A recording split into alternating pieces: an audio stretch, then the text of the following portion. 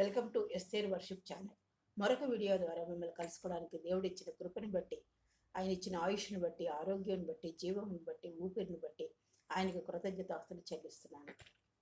నన్ను ప్రోత్సహిస్తూ, బలపరుస్తూ, ఆదరిస్తూ నడిపిస్తున్న మీ అందరికీ నా వందనాలు తెలియజేసుకుంటున్నాను. మరొక వీడియో ద్వారా మిమ్మల్ని కలుసుకోవడానికి దేవుడిచ్చిన కృపను బట్టి మరొకసారి దేవుడికి స్తుతులు, స్తోత్రాలు. మీరందరూ ఎలా ఉన్నారు? దేవుడి నామంలో, విశ్వాసంలో, ప్రార్థనా జీవితంలో, ఆనందంగా దేవునిలో అన్ని విషయాల్లో ముందుకు సాగుతున్నారని, మీ గురించి ప్రార్థన చేస్తున్నాం. మీరు అలాగ ఉన్నారని నమ్మి దేవుడిని బట్టి స్తుతిస్తున్నాం. ఈరోజు మనం ఒక వాక్యం ద్వారా దేవుడు మనతో మాట్లాడినే ఉన్నాడు, మరొక వాక్యం ద్వారా. కాబట్టి వాక్యానికి చదువుకుని మనం ప్రార్థన చేసుకొని ముందుకు సాగిపోదాం. యాకోబు పత్రిక 4వ అధ్యాయము 1వ వచనం చూసుకుంటే, కాబట్టి దేవునికి లోబడి ఉండుడి, అపవాదిని ఎదిరించుడి, అప్పుడు వాడు మీ యొద్ద నుండి పారిపోవడు. దేవుని యొద్దకు రండి, అప్పుడు ఆయన మీ యొద్దకు వచ్చును. అపవాదిని ఎదిరించాలని దేవుని వాక్యం ఇక్కడ సెలవిస్తుంది. చిన్న ప్రార్థన చేసుకుందాం. అత్యంత మహాపరిశుద్ధులను, ప్రేమమేను, కృపామేను, దయామేడమైన ప్రభువా, మీ అపరంజి పాదములకు లెక్కలేని స్థితుల స్తోత్రాలు, వందనాలు చెల్లించుకుంటూ ఈ సాయంకాల సభలో మీ పాద సన్నిధానికి వచ్చినాం నాయన. ఈ వాక్యాన్ని వివరించడానికి నాకు జ్ఞానం సరిపోదు నా ప్రభ. మీ ఆత్మ ద్వారా నాతో మాట్లాడి, వినుచున్న వారితో మాట్లాడి, నన్ను మమ్మల్ని బలపరిచి మేము ఎలా అపవాదిని ఎదిరించాలో, మాకు వచ్చే సోదరుల నుండి నాయన మేము అపవాదిని ఎలా ఎదిరించాలో మాకు నేర్పించి మీరు మహింపదమని మీ ప్రియకుమారుడు వర్షకుడు యేసుక్రీస్తు వారికి పాదాలు పట్టుకుని అతి మిక్కిలంగా ఆడికి వచ్చినాం తండ్రి. ఇక్కడ ఏమని చెప్తుంది దేవుని వాక్యం? యాకోబు రాసిన పత్రిక 4వ అధ్యాయం 1వ వచనము, కాబట్టి దేవునికి లోబడి ఉండుడి. కాబట్టి అంటే అపవాద అనేకమైన శోధనలు కలిగి పైనుంచి వాక్యం చూసుకుంటే 4వ అధ్యాయము మొదటి నుంచి చూసుకుంటే పోరాటాలు, యుద్ధాలు, శోధనలు ఎన్నో ఉంటాయి మీకు అని దేవుని వాక్యం మాట్లాడుతుంది అన్నమాట. యాకోబు రాసిన పత్రికలో ఒకసారి ఆ పైది చదువుకుంటే, కాబట్టి అనే ఎందుకన్నాడో దేవుని వాక్యము మనకి అర్థమవుతుంది. కాబట్టి ఒక్కసారి చదువుకుని మనం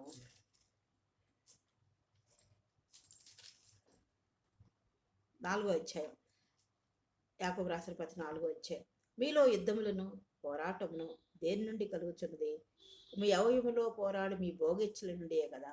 మీరు ఆశించున్నారు కానీ మీకు దొరకటలేదు, నరహత్య చేయుదురు, మత్సరపడుదురు కానీ కొనలేరు, పోట్లాడుదురు, యుద్ధము చేయుదురు కానీ దేవుని అడగక మునిపే మీకేమీ దొరకదు. దేవుని అడుగునందున మనకి ఏమీ దొరకదని దేవుని వాక్యం సరిగ్గా. దేవుని అడగనందున మీకేమీ దొరకదు.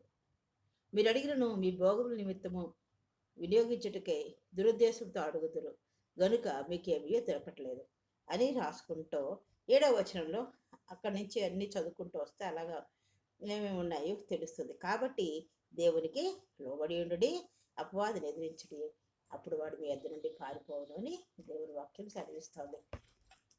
ఇంతకీ మన అపవాదిని ఎలా ఎదిరించాలి? వాడు ఎలా పారిపోతాడు? మనం ఎలా బంధించాలి? అపవాదిని బంధించాలి. మనకు వచ్చే అనేకమైన శోధనలు,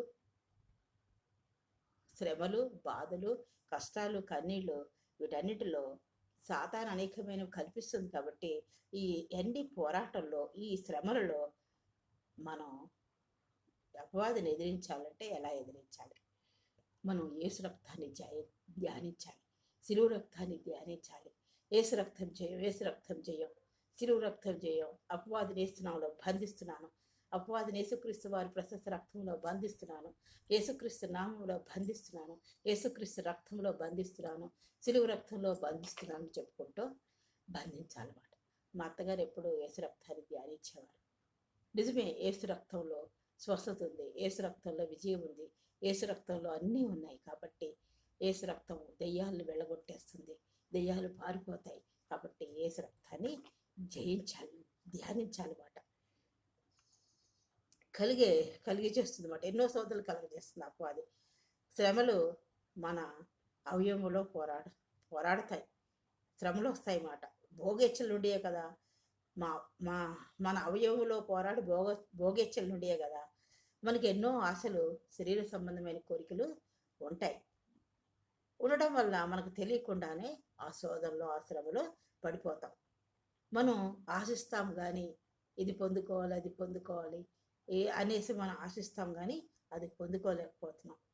దానితో పోట్లాడతాం, కావాలని కావాలని మనం ఎంతగానో ప్రయాసపడతాం, కానీ మనకి దొరకదు.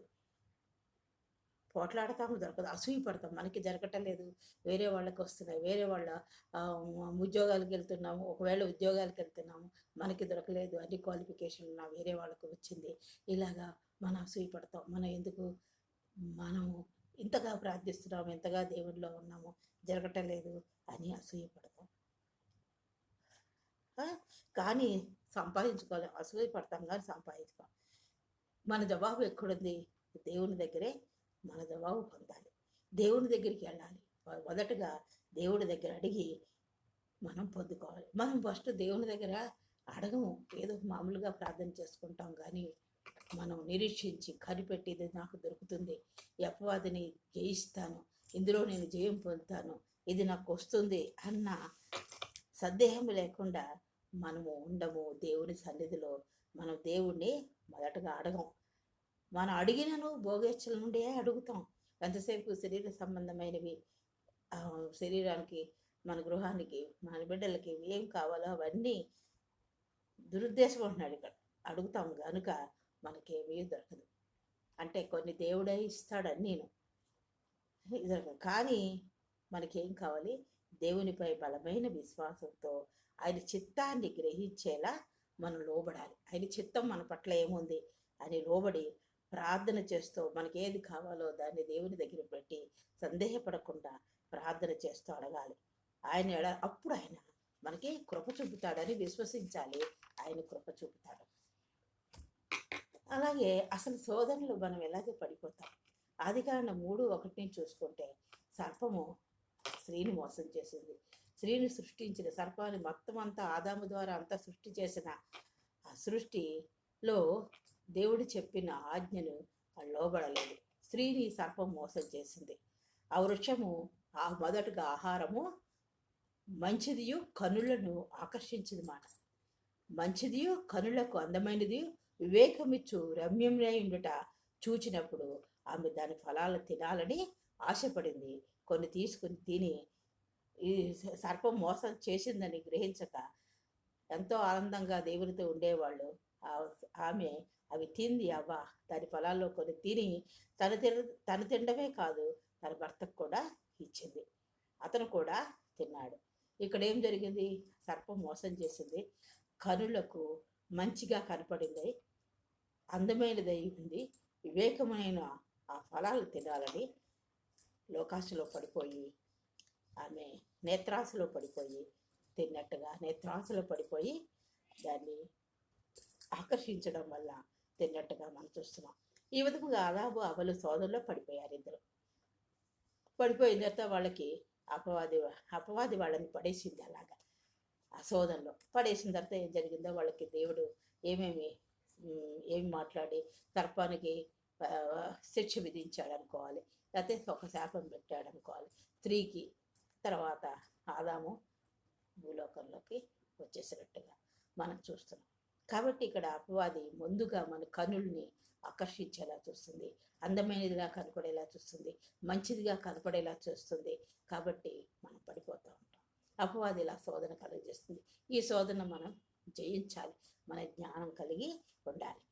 అలాగే యోనా భక్తుడిని చూసుకుంటే, యోనా ప్రవక్తని, ఆ యోనాతో ఏం చెప్పాడు? అక్కడ మొదటి దాంట్లో చూసుకుంటే ఆజ్ఞాతిక్రమమే పాపం. దేవుడు ఆజ్ఞించడం తినద్దు అని చెప్పిన దాన్ని తిని వాళ్ళు అపవాద సోదరులో పడిపోయారు. దానివల్ల అంతా మళ్ళీ వాళ్ళు భూలోకంలోకి, దేవుడితో అందించే వాళ్ళు శాపగ్రస్తులై భూలోకంలోకి వచ్చేసినట్టుగా మనం చూస్తున్నాం. అపవాది మోసం చేసింది వాళ్ళు. ఇక్కడ యోనాకి ఏం చెప్పాడు దేవుడు? నీవు లేచి నినివే మహాపట్నంలోకి పోయి దానికి దుర్గతి కలుగునని ప్రకటింపని చెప్పాడు. అంతే. నువ్వు నినివే వెళ్ళు, అక్కడ దుర్గతి ఉంది వాళ్ళకని చెప్పమని ప్రకటించినప్పుడు యోనా దేవునికి విధేయత చూపలేదు. అందుకే కీర్తనలు 147 ఏమంటున్నాడు? 11వ వచనంలో 147వ కీర్తన చూసుకుందాం. 147 కీర్తన 11 వచనం. తన యందు భయభక్తులు గలవారి యందు, తన కృపకు కనిపెట్టు వారి యందు యెహోవా ఆనందించువాడనై ఉన్నాడు. అలాగా యోనాని దేవుని మాట వినకుండా అపవాది ఏం చేసింది? ఆ నినివే పట్టణానికి పోకుండా చేసింది. తర్వాత జరిగినవన్నీ తెలుసు.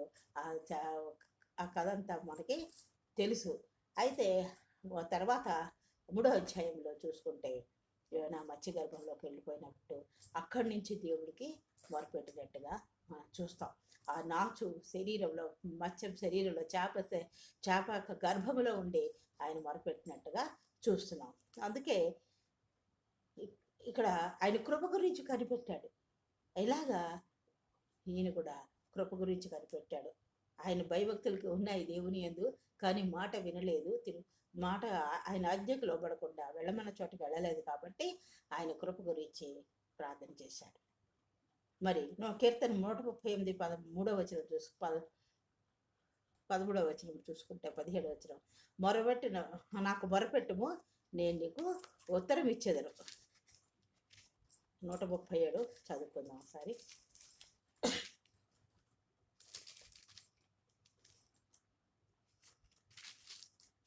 నూట 140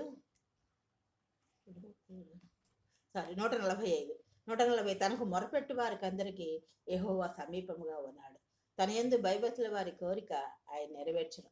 ఇంకా నిజముగా మొరపెట్టు వారికి అందరికీ అని ఉంటుంది దేవుని వాక్యం.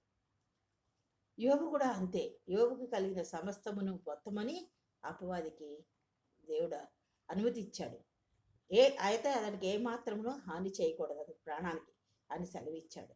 ఎన్నో శోధనలు యోబు భరించాడు కానీ దేవుని విశ్వాసంలో ఉన్నాడు, నిజముగా మొరపెట్టాడు. మరి యోనా కూడా మత్స్యగర్భంలోంచి నిజముగా మొరపెట్టాడు. మరి 145:18 అవుతున్న తనకు మొరపెట్టు వారందరికీ ఆయన సమీపంగా ఉన్నాడు, యెహోవా సమీపంగా ఉన్నాడు కాబట్టి యోనా ప్రార్థన ఆలకించాడు. తర్వాత యోబు ప్రార్థన ఆలకించాడు. వాళ్ళని ఆ అపవాది సోదరు నుండి విడిపించాడు. యోనా పట్టణాన్ని రక్షించాడు. ఆ మహాపురాన్ని యోనాని ఆ మత్స్యగర్భంలో విడిపించాడు. కాబట్టి తనకు మొరపెట్టు వారికి అందరికీ యెహోవా సమీపంగా ఉన్నాడు. తన యందు భయభక్తులు గల వారి కోరికైనా నెరవేర్చడు, వారి మొర ఆలకించే వారిని రక్షించడు. అయితే అపవాదిని మనం ఎలా ఎదుర్కోవాలి, ఎలా బంధించాలి ముందుగా చెప్పారు కదా. అపవాదిని ఏ రక్తం చేయమనుకో. తుదకు ప్రభు యొక్క ఎఫెసీయులకు రాసిన పత్రిక 6వ అధ్యాయము 10 చూసుకుంటే, తుదకు ప్రభు యొక్క మహాశక్తిని బట్టి ఆయన యందు బలవంతులై ఉండాలి. మనము ఆయన యొక్క మహాశక్తిని బట్టి బలవంతులై ఉండాలి. 2, మీరు అపవాది తంత్రమును ఎదిరించుటకు శక్తిమంతులు ఒకటికి దేవుడిచ్చి సర్వాంగ కవచం ధరించుకోవాలి. అపవాదిని ఎదిరించాలి, ఆడి తంత్రాలను తెలుసుకోవాలంటే శక్తిమంతులు ఉన్నట్లు దేవుడిచ్చి సర్వాంగ కవచాన్ని ధరించుకోవాలి. ఏలయనగా మనం పోరాడినది శరీరులతో కాదు, కానీ ప్రధానులతోనూ అధికారులతోనూ ప్రస్తుత అంధకార సంబంధము లోకనాథులతోనూ ఆకాశం ముందున్న దురాత్మల సమూహంతో పోరాడుచున్నాము. కాబట్టి మనము ఏం ధరించుకోవాలి? సర్వాంగ కవచాన్ని ధరించుకోవాలి, సత్యమును గట్టి కట్టుకోవాలి, నీతి అని మైమరుపును, పాదములకు సమాధానకర్త అంటే నీతి నీతిగా ఉండాలి. దేవుణ్ణి నమ్మడమే నీతి, దేవుణ్ణి తెలుసుకోవాలి, నీతిగా ఆయన పరిశుద్ధతలో మనం సాగిపోవాలి. పాదములకు సమాధాన సువార్త వలన సిద్ధ మనసును జోడించుకోవాలి. సమాధానం ఎప్పుడు సమాధానకరంగా ఉండేలాగా, అంటే గొడవలు గట్లాట్లు పెట్టే ఆత్మ కాకుండా సమాధానం కలిగించే సిద్ధ మనసును తొడుక్కొని నిలువబడి అంటున్నాడు. అలాగా సర్వాంగ విశ్వాసం అనే డాలు పట్టుకోవాలంటున్నాడు. ఆ విశ్వాసం ఉండాలి, దోడు తొడుకు నిలబడి ఉండి. ఇంకా అతి ముఖ్యమైనది దేవుని వాక్యమును ఆత్మ ఖడ్గము ధరించుకోవాలి. దేవుని వాక్యమును ఆత్మ ఖడ్గం ఉంటే మనము సాతాను తంత్రాలని ఎదిరించగలము. అపవాది యొక్క కుతంత్ర శక్తులను మనము పారదోలగలము. యేసు రక్తంలో, సిలువు రక్తంలో సమస్తం ఉన్నాయి కాబట్టి ఆ సిలువు రక్తాన్ని ప్రోషించి మనం ఆకాశమున దురాత్మ సమూహంలో ఎదురుడైన యేసుక్రీస్తు నామములో బంధిస్తున్నాను అని బంధించాలి. అపవాది యొక్క ప్రభావాన్ని ఎదిరించడానికి పునాదిగా మనకి ఏముండాలంటే వినయం అన్నీ మనం ఆయనకు సమర్పించుకోవాలి, సరెండర్ అవ్వాలి. మనం ఆయనకి, ఆయన చిత్తానికి మనం లోబడాలి అని తెలియచేస్తుంది వాడు. దేవుని చిత్తం మరియు అధికారములకు లోబడాలి. అపవాది యొక్క సోదరులు పథకాలకు వ్యతిరేకంగా దృఢంగా నిలబడడానికి వాక్యం అనే ఆత్మఖడ్గాన్ని ధరించుకోవాలి. ఈ రాత్రి కాల సమయంలో లేకపోతే ఈ సాయంకాల సమయంలో నేను ఎలాగున్నాము? అపవాది తంత్రంలో సాతాను సోదరులు మరి మనం ఎదిరించడానికి మనం ఆత్మఖడ్గ దేవుని వాక్యం అనే ఆత్మఖడ్గాన్ని ధరించుకున్నప్పుడు మనం సమస్తాన్ని అపవాది సోదరులు జయించగలం, బంధించగలం. యేసు రక్తంలో బంధించగలం, దేవుని వాక్యంలో బంధించగలం, ఆత్మతో బంధించగలం, ఆత్మతో ప్రార్థన చేయగలం. కాబట్టి దేవుని వాక్యం మనం ఒక్క మాటలో చెప్పాలంటే వాక్యమే దేవుడు. కాబట్టి దేవుని వాక్యమును ఆత్మఖడ్గం ధరించుకొని అపవాదిక కుతంత్ర శక్తులను యేసునామములో బంధిస్తూ, అపవాదిక తలంపులను బంధిస్తూ, ప్రార్థనలో విశ్వాసంలో మనకి ఏది కావాలి మొరపెట్టాలి, నిజముగా మొరపెట్టాలి. యోబుకి సమస్తాన్ని ప్రార్థన చేసుకుంటూ ఉన్నప్పుడు దేవుడు ఏం చేశాడు? యోబుకి సమస్తాన్ని కోల్పోయిందని ఇచ్చాడు. కాబట్టి యోనాకి మరి మత్స్యగర్భంలోంచి విడుదల చేశాడు. నిజముగా మొరపెట్టాలి, భయభక్తులు కలిగి ఉండాలి.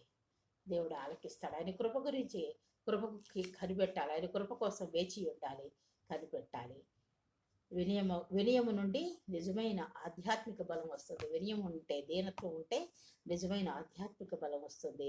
చెడును ఎదిరించగలము, విడుదల పొందడానికి శక్తి వస్తుంది. దేవుని శక్తి మరియు ఆయన అధికారానికి మనం సరెండర్ అవ్వాలి. ఆధారపడడం ద్వారా పొందగలం సమస్తము. వీటన్నిటికీ కావాలంటే, వీటన్నిటిని జయించాలంటే, ఈ సోదరులు ఇవన్నీ జయించాలంటే దేవుని వాక్యం అనే ఆత్మఖడ్గాన్ని ధరించుకొని, సర్వాంగ కవచము ధరించుకొని అపవాది శక్తులను బంధించగలము. యేసు రక్తం ద్వారా బంధించగలం, సిలువ రక్తం ద్వారా బంధించగలం. కాబట్టి అలా బంధిస్తూ దేవునిలో విశ్వాస జీవితంలో మనం మోసపోకుండా, సాతాను సోదరులకు పడిపోకుండా మనం విశ్వాస జీవితంలో నిలబడాలంటే ఆత్మఖడ్గాన్ని ధరించుకోవాలని దేవుని వాక్యం బోధిస్తుంది. కాబట్టి అట్టి ప్రకారం మనం అందరూ ముందుకు సాగిపోవాలని దేవుని నామాన్ని బట్టి ఈ వాక్యాన్ని ముగిస్తున్నాము.